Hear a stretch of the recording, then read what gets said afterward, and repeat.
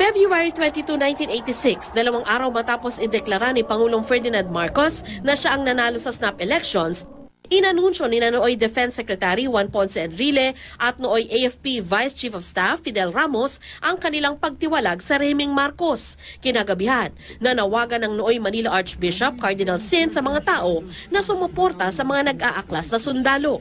Minister Enrile and those with him have appealed for food and expressions of support. Those of you who wish to help to do so. I ask you to boycott 7 banks. February 23, 1986, nanawagan na rin ang nakalaban ni Marcos sa snap elections na si Cory Aquino. Pinakilos ni Marcos at AFP Chief of Staff Fabian Ver ang kanilang puwersa, pero dagsana ang mga tao sa kalsada para suportahan ang grupo ni na Enrile at Ramos. Napuno ng tao ang kahabaan ng EDSA, Ortigas at paligid ng Camp Aguinaldo at Camp Crame. Hinarang nila ang mga sundalong pinadala ni na Marcos at Ver. Nariyang lumuhod sa harap ng tangke at mag-abot ng bulaklak sa mga sundalo. Samantala, patuloy na dumarami ang mga opisyal ng militar na kumakalas kay Marcos. What is happening is not a coup d'etat, but a revolution of the people. Nakilala ang pangyayaring ito sa buong mundo bilang EDSA People Power Revolution, isang revolusyon na mapayapa at suportado ng sambayanan.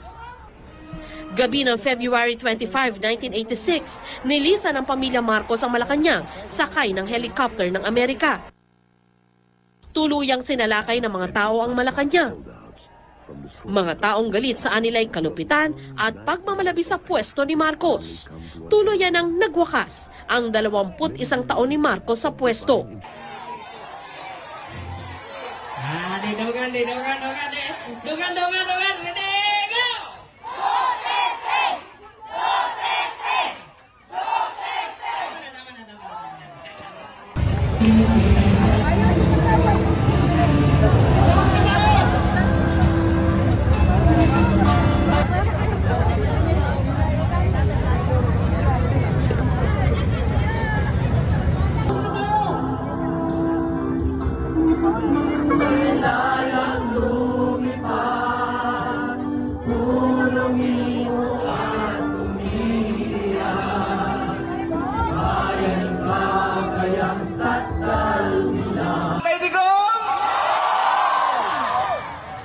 Tanang tamakulaan ng dasoy right here. Saripa ko mo na finally.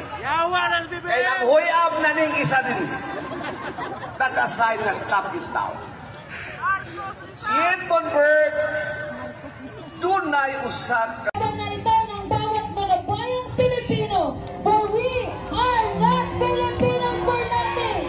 Bring our hero, bring the old man, bring the thunder back home. God save the Philippines. Duterte! Duterte!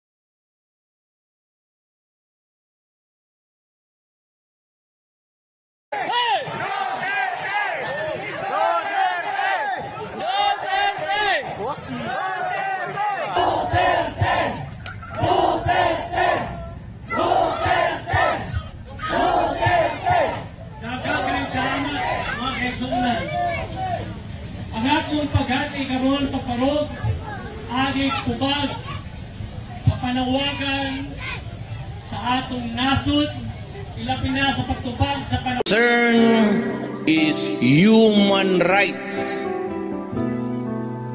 Mine is human life. And then a hero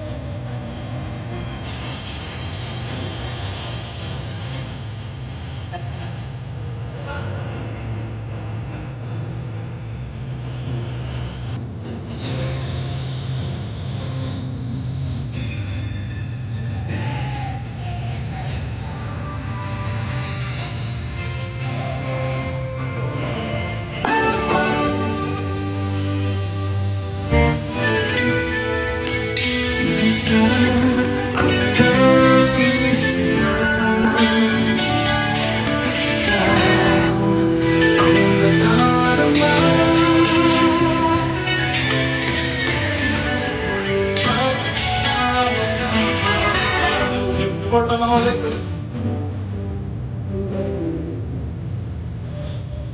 Wait.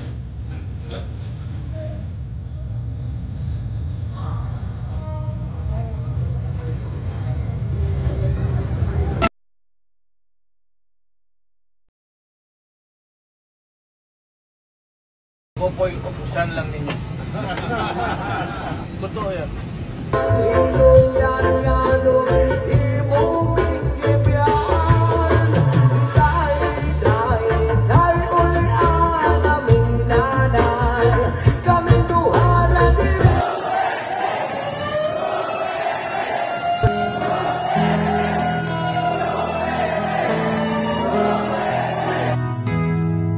Ikaw ang pag-asa,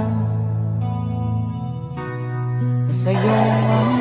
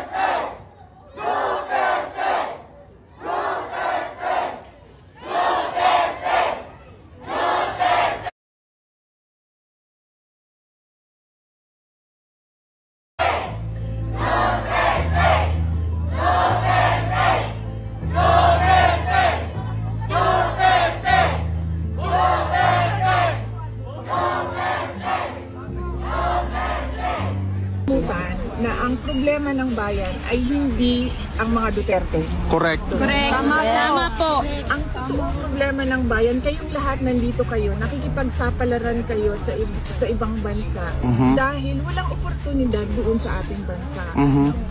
Patuloy ang kahirapan, patuloy ang kagutuman, patuloy na walang nangyayaring kaunlaran. Nakikita niyo yung Netherlands, di ba? Yes po. Gusto natin maging Netherlands ang Correct.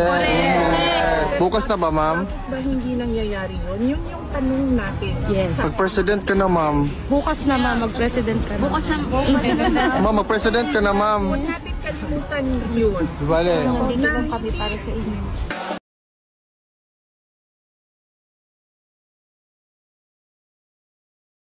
Lord, ayuha ang among yuta sa Pilipinas. Aniya ang mga kasimbahanan, Lord, misuporta sa among mga pagampo. Dungga ang among pagpangamuyo, niningagabiyon. Dungga ang among pagtuaw. Na imong ataga justisya ang among former president na si Tatay Digong. Among ginagkot ang kandila, Ginoo. Adik sa Pilipinas, only in the Philippines. Mas may concern sila sa mga adik kesa pumupuksa ng mga adik. Only in the Philippines. Pag napatay mo ang mga adik, ikaw ang iimbestigahan at kakasuhan. Only in the Philippines. May malaking imbestigasyon sa mga napatay na adik, pero walang imbestigasyon sa mga biktima ng mga adik. Kung sa ibang bansa, bitay agad ang hatol pag nahulihan ka ng droga sa Pilipinas. Basta mapera ka o may backer kalaya ka. Kapag normal na tao, nagsasabi ng sana all. Pero pag adik, sana foy. Here because I love my country and I love the people of the Philippines. Ikaw at ako, tayong lahat kay Rodrigo. Together, para sa Visayas at Trabaho.